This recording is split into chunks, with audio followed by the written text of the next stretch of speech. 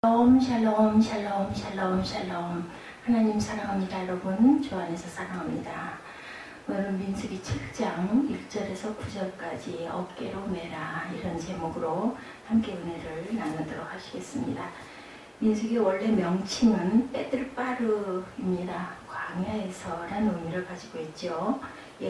우리말로 민수기라는 건 70인역의 수요들이라는 이름에서 비롯되었습니다. 이 명칭은 민수기 내용을 잘 나타내지죠. 수요들, 숫자를 이렇게 계수한 그런 내용들이 많이 나옵니다. 왜냐하면 민수기는 이스라엘 백성이 시내산에서 모압 평지에 이르기까지 40년 동안 광야에서 유랑한 생활을 기록하고 있기 때문인데, 민수기의 두 번의 인구조사를 비롯하여 많은 경우에 백성의 수요를 조사한 기록이 줄을 이루기 때문입니다. 이스라엘은 12지파로 이루어진 백성의 거룩한 공동체로 하나님의 거처인 성막을 중심으로 진을 치고 살았고, 이들의 광야를 여행할 때도 이 질서를 어기지 않았습니다. 민수기 첫장 첫절에 이스라엘 자손이 출애굽 제2년 2월 1일에 여호와께서 20세 이상 출장 능력이 있는 사람을 매 지파별로 계수하여 행군 질서를 잡아 진행하라고 명령을 합니다.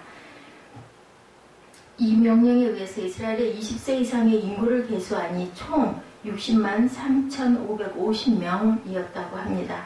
이렇게 많은 이스라엘 백성들이 법궤를 중심으로 동서남북으로 질서 정연하게 진을 치고 살았고, 법궤 위 그룹 사이에 나타나시는 하나님의 음성을 들으며 하나님과 영적 교제를 했고, 불기둥과 구름기둥으로 인도를 받으며 진행을 합니다.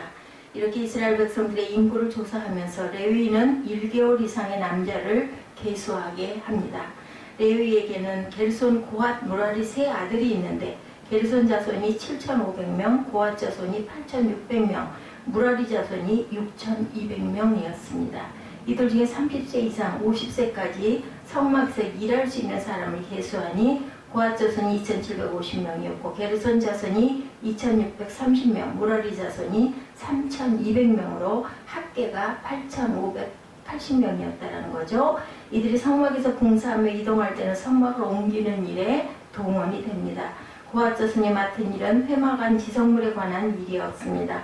법궤, 진설병, 상, 순금, 등잔, 향을 사르는 당과 향품, 번제단과 불 등 지성물을 옮기는 일을 하고 있었다. 게르손 자손은 성막의 양장덮개, 해달의 가죽덮개, 회막 문정에 관한 일을 맡습니다.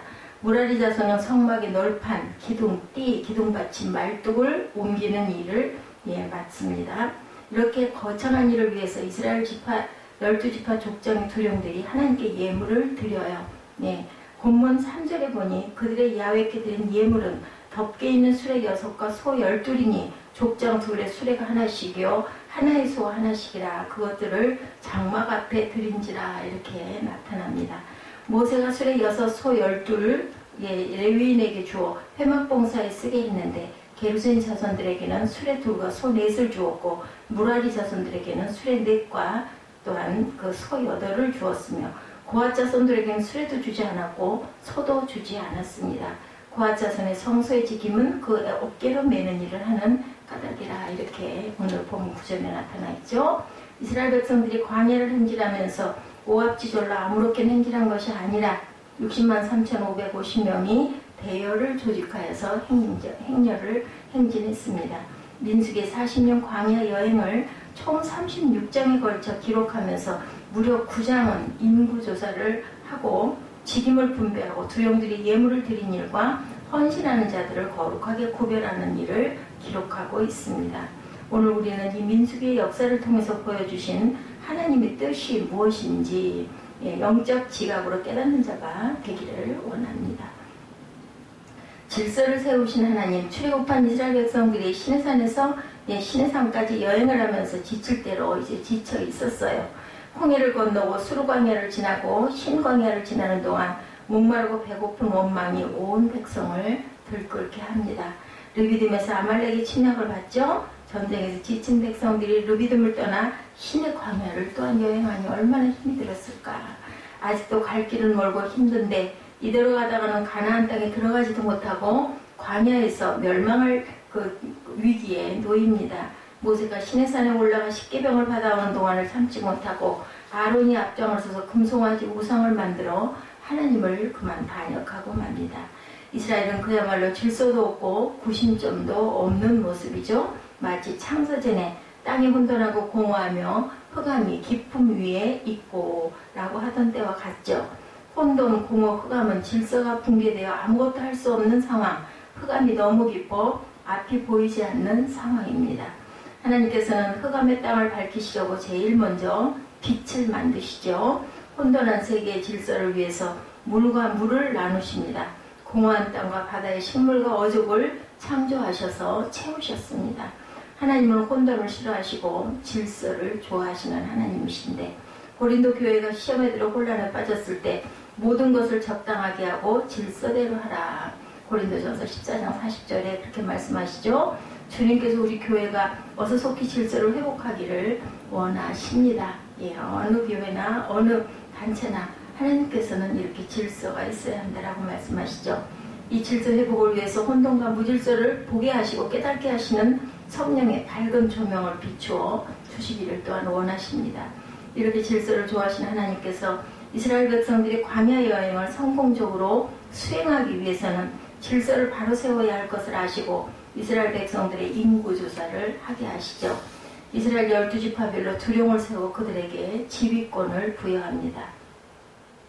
계수함을 받은 60만 3,550명이 편대를 조직하여 성막을 중심으로 진을 치게 하셨고 진행할 때는 유다지파가 앞장서게 하십니다.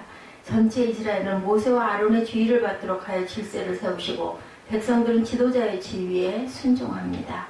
하나님은 질서의 하나님이시고 하나님이 진노하신 세계는 질서의 붕괴입니다. 바로 바벨이죠. 예, 바벨이란 혼잡이라는 것을 뜻을 의미하고 있습니다. 흩어짐을 말하죠. 질서 유지는 생명 유지의 방편이고 번영의 방편입니다. 혼돈과 무질서는 하나님이 절대로 기뻐하시지 않죠. 예, 우리 교회는 질서가 확립되기를 원하고 당회, 예배, 기관마다 질서가 세워지는 교회가 되어야 할 줄로 믿습니다. 백성들의 헌신에 대해서 이스라엘 백성들은 광야 여행을 성공적으로 감당하기 위해서 모든 백성이 동참하여 헌신하는 길을 발견합니다. 모세와 아론의 명령이 떨어져 동서남북의 질서를 따라 진을 치죠. 순종을 잘합니다.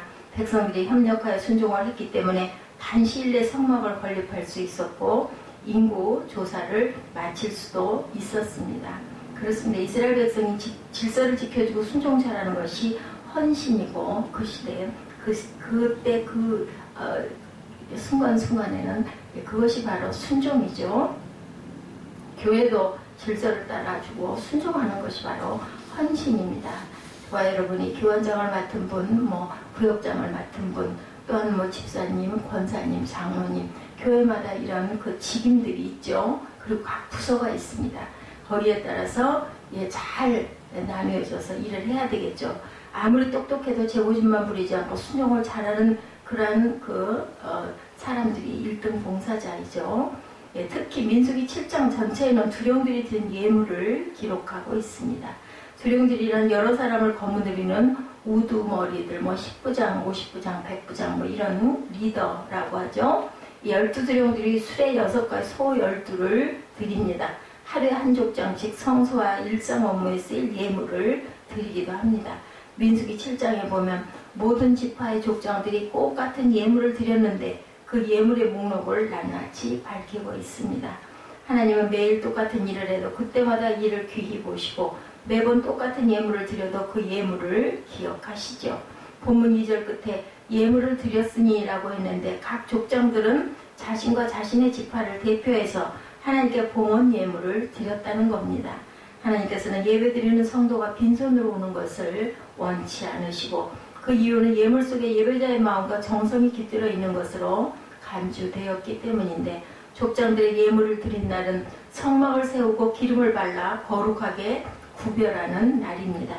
그날에 쇠키나의 구름이 회막을 덮고 여호와의 영광이 성막에 충만합니다. 이때 족장들이 성령의 감동을 받고 자원하여 예물을 드리죠.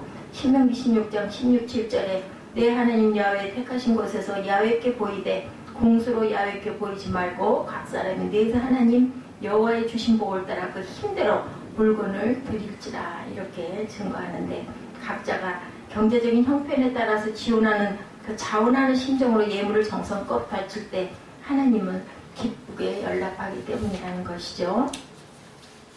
족장들의 솔선수범하는 헌신을 통해 우리는 많은 감명을 받습니다.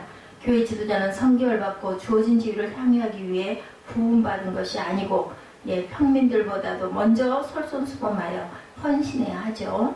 이렇게 바쳐진 예물이 덮개 있는 수레 6이요 소 12이었다 이렇게 증거합니다. 이 예물은 광야 여행에 꼭 필요한 예물이었습니다. 이렇게 두령들이 앞장서는 걸 보면서 이스라엘 백성들은 질서를 지키며 순종하는 봉사를 합니다. 그렇다면 우리 모두의 교회들도 이렇게 솔선수범이 있어야 되겠죠. 기관장들이나 직분자들이 헌신과 봉사, 섬김의 삶으로 헌신을 해야 합니다. 레위지파 중에서 고아자손은 회막안 지성물, 즉 법궤, 진설병, 상, 순금, 등잔, 향을 사르는 단과 향품, 번제단과 불 등 지성물을 옮기는 일을 맡습니다. 게르손 자손은 성막의 양장 덮개, 해달의 가죽 덮개, 회막 문장을 옮기는 일을 맡죠. 무라리 자손은 성막의 널판, 기둥, 띠, 기둥 받침 말뚝을 옮기는 일을 맡습니다. 본문 5절에 보면 족장들이 된 예물을 레위인에게 분담해 주어서 각기 직임대로 쓰게 하십니다. 각기 직임대로란 레위인들이 맡은 각각의 직무의 경중을 따라 쓸 것을 제공하셨다라는 거죠. 이처럼 하나님은 일을 맡기실 뿐 아니라 그 일을 감당할 수 있도록 필요한 것을 제공하시는 분이었다. 우리가 순종해서 헌신하려면 하나님께서는 필요한 것을 주시죠. 건강이 필요하면 건강도 주시고, 시간이 필요하면 시간도 주십니다.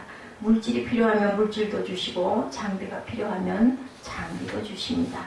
성막을 옮기는데 가장 무거운 짐을 맡은 무라리 자손에게는 수레 4, 소 8을 주었고, 게르손 자손에게는 수레 2, 소 4을 주었으나 고앗 자손에게는 수레도 소도 주지 않았는데, 고앗 자손이 할 일은 회막 안에 지성물을 어깨로 메어 옮기는 일이었기 때문이다. 이렇게 증거되어 있죠. 소와 수레를 받은 이들은 짐을 수레에 싣고 편안하게 옮기지만, 고앗 자손은 작은 성물이라도 어깨에 메어야 하고 함께 맨 자들과 보조를 맞춰야 합니다.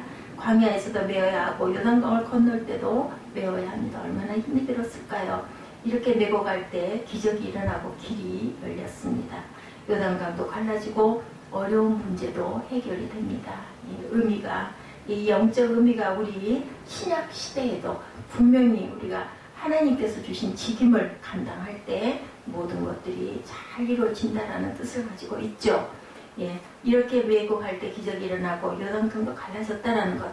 그런데 이스라엘 왕정 초기에 다윗이 지성물인 법궤를 시온성으로 옮기면서 성물 운반법을 무시하고 법궤를 수레에 싣고 옮기다가 그만 우사가 그 수레가 이렇게 넘어지려고 하니까, 무너지려고 하니까 그걸 붙잡았다가 그만 죽는 사건이 일어나죠. 사무엘하 6장 6절이죠. 어깨로 메는 사명이 굉장히 귀하고 중요했다. 어떤 이는 수레에 싣고 편하게도 믿고 봉사하는데, 어떤 이는 힘들게 어깨에 메고 가야 하는데, 어깨에 메는 사명은 하나님의 영광을 드러내는 것이었다. 애굽의 그 호를 가지고 천하를 휘두르는 것보다 야훼 성물을 어깨로 메는 사명이 귀했다라는 겁니다. 왜냐하면 기적이 일어나죠. 요단이 갈라지고, 그죠? 또한 하나님의 영광이 드러났습니다. 성막 위에 구름이 떠오르고 출발명령이 내려지면 회막을 정리하고 고앗 자손들은 지성물을 어깨로 메어야 했죠. 피곤하고 힘들어도 어깨로 메는 일이 가장 명예롭고 거룩한 일인 것을 믿고 묵묵히 순종하고 가는 모습입니다. 고앗 자손들에게 말씀과 성령의 인도를 받고 어깨로 메는 영광스러운 직무를 잘 감당하여 주님 앞에 설 때 착하고 충성된 종이라는 칭찬과 상급을 받았다. 그래서 모든 일에서 빼주는 거죠. 어깨에 메고 가는 그 구절에 나타나 있는 고앗 자손에겐 주지 아니하였으니 그들의 성소의 직임은 어깨로 메는 일을 하는 까닭이었더라. 그만큼 힘들고 중요한 일을 하기 때문에 그 사람들에게는 다른 어려운 일을 맡기지 않았다. 하나님께서는 우리가 이렇게 어깨로 메고 온 몸으로 하나님께 헌신하고 봉사하는 그러한 하나님의 자녀들을 항상 지키시고 보호하신다는 것을 잊지 않으시는 저와 여러분 되시기 바랍니다.